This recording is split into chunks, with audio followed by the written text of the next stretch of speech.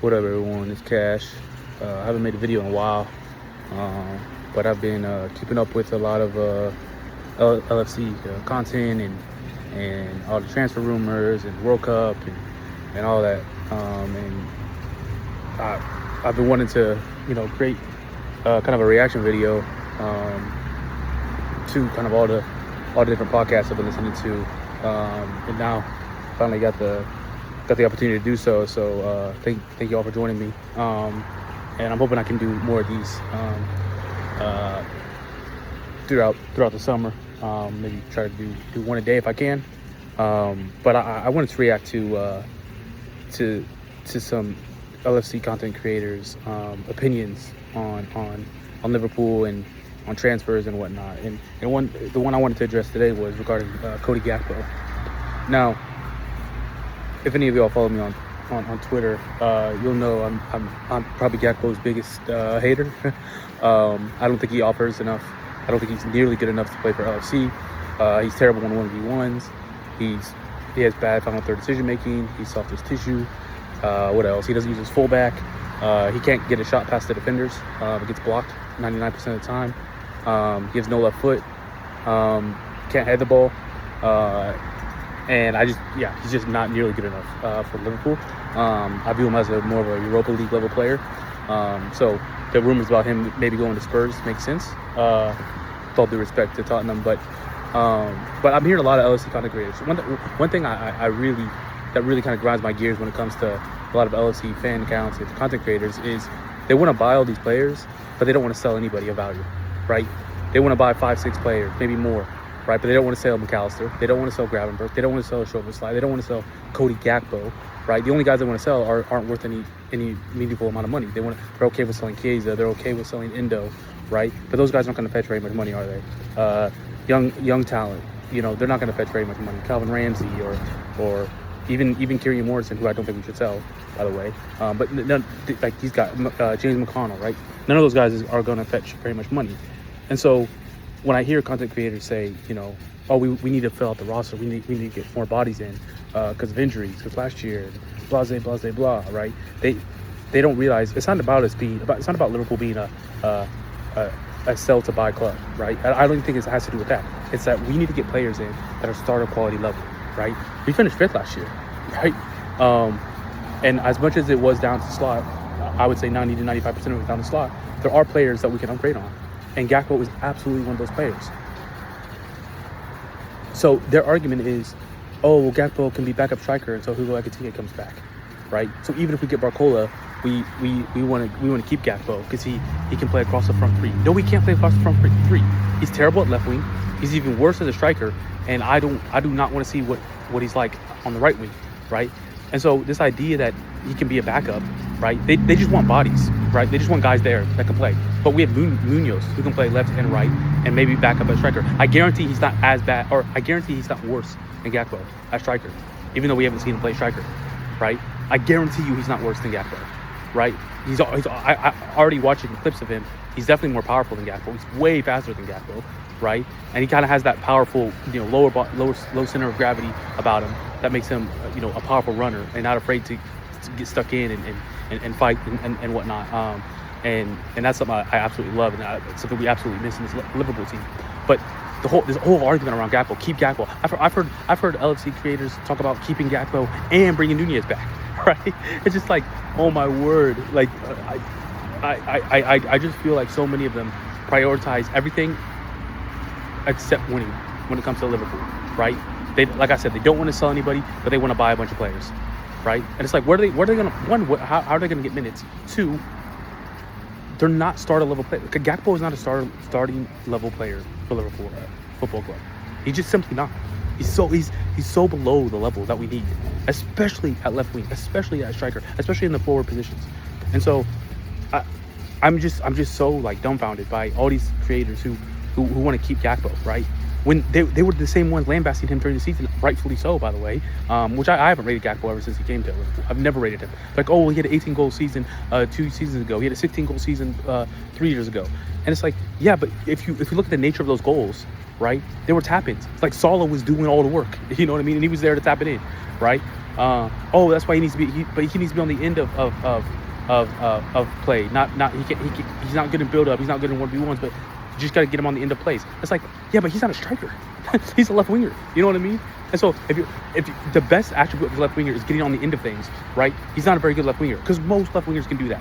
Most left wingers can get in the box. Most left wingers can make happens. You get what I'm saying? Besides the one guy they want back for free because he's free, Darwin Nunez. But that's for another day. But this idea that Gakpo should stay because we need bodies, right? And I even heard them say they wouldn't sell anybody out of the starting 11. Nobody. There's not one person they would sell out of the starting 11. Not Frimpong, not McAllister, not Jones, and not Gakpo. Not even not Kirkez even. It's just like I just don't understand. Like they saw us play last year, and we were terrible. I think Gakpo the year before in his 18-goal season he wasn't that good. There's things about Gakpo that you only know about him by watching him play, right? And the thing that doesn't show on stat sheets, which drives me crazy, but it's very important, is the things players don't do, right? And how that impacts play, right? So for example, if Gakpo gets a ball over the top, right? And he's one-on-one with his defender, right? He can't beat his defender because he cuts it on his right foot, and the defender knows that. And so once he cuts that off, once the defender cuts off his right foot, right? He'll just go back. Gakpo will just pass it back to the fullback, right? Right. And so that's a pass completion, right? But it doesn't show on the stat sheet that he could have beat his man, right? He could have cut in front of the defender when he got past the fullback, right? On the initial ball, right? And got one-on-one with the keeper and got a shot off, right? There are things he could have done that would have created a high value chance or a high quality chance that he doesn't do, right? And he does it so often, right? One thing that I love about Van Dijk is the same thing, but the reverse, right? Is the way he positions himself. So the player doesn't even try to attempt a shot, right? But that doesn't show up in the stat sheet, right? It doesn't show up as a block shot or an interception, or a tackle, right, for Van Dijk. But it's just the fact, people maybe call it defending or whatever, or defending. But that's not I'm being genuine when I say like his ability to position himself in such a way that the player can't get a quality shot off or a quality pass off is just brilliant. But it doesn't show up in the stat sheet. And so that's what Gakpo times 100, but in a negative sense. And so this idea that we should keep him because he's a body, because he doesn't get hurt, and because he made some tap-ins 2 years ago, is such a terrible argument, right? Especially when we're trying to upgrade. Especially when you have a guy like Barcola who could genuinely become a superstar. I'm not convinced on him totally becoming that, but he's 1,000% better than Cody Gakpo, right? And I just think he needs more consistent minutes. And I would think he would absolutely go nuclear with Liverpool. I think he would really become a great player for us, and his ability, I think the synergy he would have with Wirtz, with Isak, would be box office. And so I want y'all to comment if you agree, comment if you disagree, but understand that this my videos are not going to be about whether you have the same opinion as me or whether the LFC creators that I pay attention to have the same opinions as me or whatever it is. It's not about that. It's about the reasoning, right? Really pay attention to when people give their reasoning for things, right? And start to understand, like, a lot of times people when they're doing sports debates or any debates, right? They're really bad at certain things, right? They might straw man the position. They might say one thing in one sense, but then not say it in the same way in another sense, and it contradicts each other. But nobody calls them out because people don't notice it, right? For example, they might say, "Oh, Cody Gakpo can be a great backup striker," right? But then in another sense, they're like, "Oh, but he's not gonna play striker. He's gonna play left wing. He's better at left wing." It's like, yeah, but you said he would be a great backup striker, even though he's bad at being a backup striker, and he probably doesn't want to be that. He probably wants to be a starting a starter on the left wing, right? Because that's his favorite position, right? And so that's somewhat of a poor example, but it happens often in sports discussion on fan channels where people they kind of change a word, you know what I mean? Around they change one word out, they swap out one word, and they think they're being slick, but it fundamentally changes the meaning of what you're saying, right? Like if you say Gakpo could could score 20 goals, right? He could have a 20-goal season, you know? But then in the next breath, you're saying, you start out by saying Gakpo. I think Gakpo will have a 20-goal season. That's a better way to say it. I think Gakpo will have a 20-goal season, right? And then then the other person starts to get in the debate about it, blah, blah, blah. And then you change it to, well, I think he definitely could, though. He definitely could have a 20-goal season. And it's like, well, that wasn't the argument. The argument was that you think he will have a 20-goal season, right? And so that one word, will versus could, fundamentally changes what the argument's about, right?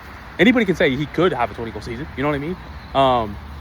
I wouldn't even argue that he couldn't. You know what I mean? Even though I don't rate him at all, like he still could, theoretically. But to argue that he will, right, and to make reasonings that support that argument that he will have a 20-goal season, is fundamentally different than saying he could.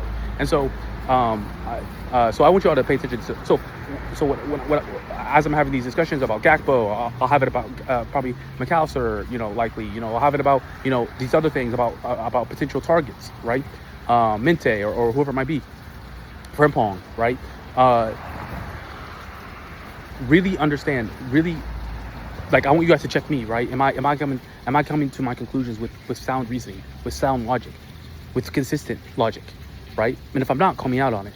And if you see other fan channels doing the same, call them out on it, right? Because I think it's not about being it's not about being literate when it comes to debate, right?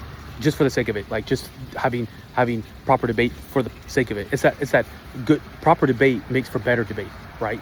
And iron sharpens iron, right? As we become better at arguing for our positions, with reason and logic and consistency, we sharpen our minds, and we might come to different conclusions than we otherwise would, right? Or we might have our mind change in a way that we otherwise wouldn't have our mind changed.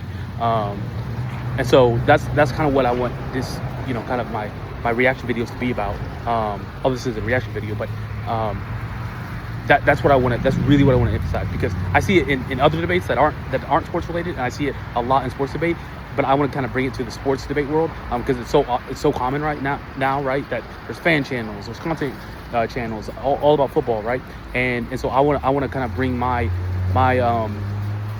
kind of my 2 cents when it comes to the art of discussion, the art of debate, the art of argument. Not because I think it's not because I want to be kind of a stickler on things per se, but because how we reason and how we come to our conclusions fundamentally affects the conclusions we come to, right? And it fundamentally affects the quality of the argument, the quality of the discussion, right? Because I hear so many people make just brain dead arguments, right? Forget the conclusion that Nunez should come back or not, right? It's about how you came to that conclusion, right? Your reasoning, your logic. Are you consistent with what you said 6 months ago, right?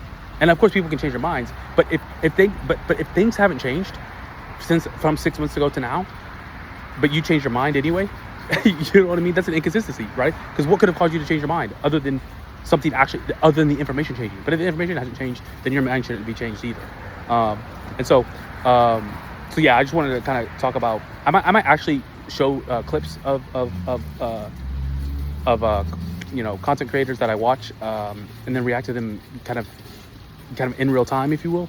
I'm still debating. Let me know if that's what you guys would prefer, or if you like it just like this, me just talking and kind of having a discussion about it, because there's a lot of them I watch. I could name 4 or 5 off the top of my head that I watch every week, right? 4 or 5. I watch 4 or 5 hours of LFC content, right? I'm crazy, right?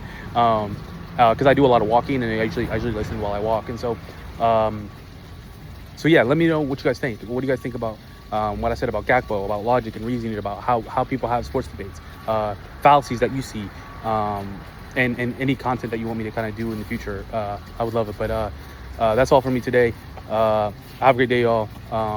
Hopefully it'll be, the next couple games will be fantastic in the World Cup. I'll definitely be watching, and I hope you guys do too. Stay safe. Cheers.